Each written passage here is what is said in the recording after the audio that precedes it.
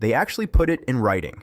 While everyone was glued to the latest political drama, while headlines chased celebrity scandals and Capitol Hill theater, while the financial press argued over whether the Federal Reserve will pause or pivot, something far more consequential moved forward at a summit in Kazan, Russia.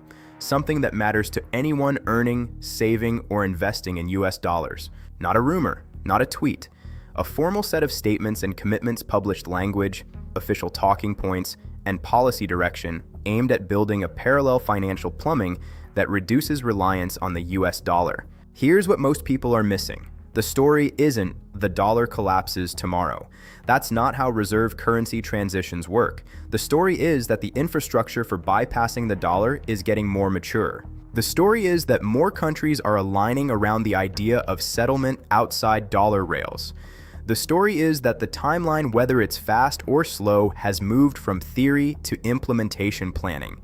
And once the rails exist, behavior changes. I've spent the last few days reading summit language, comparing it with prior BRICS communiques, studying the mechanics of cross-border settlement, and speaking to people who actually understand reserve systems and payment networks.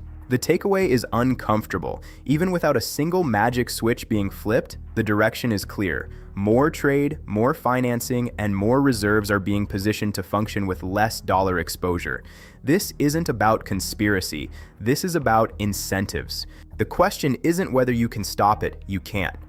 The question is whether you understand what's being built and whether your saving strategy assumes a world that's quietly changing underneath you. Welcome to Finance Reality. Today, I'm going to walk you through what was signaled and agreed in principle.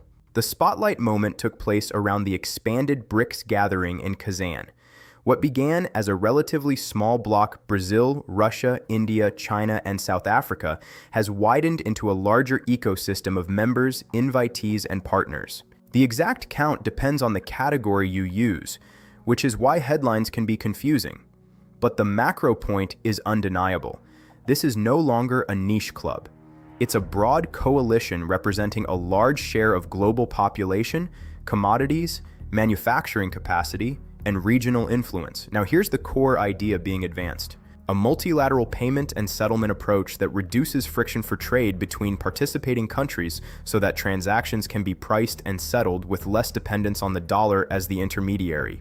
Not just a messaging alternative to SWIFT, not just bilateral side deals. A deliberate attempt to build repeatable, scalable settlement pathways that work even when Washington disapproves.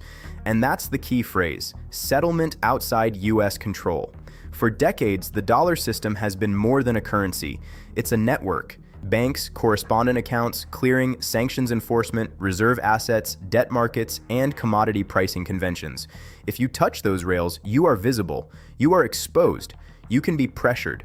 The proposed unit concept, depending on how it's implemented, functions less like a new banknote and more like an accounting bridge, a settlement reference, a way to net flows without routing everything through the dollar.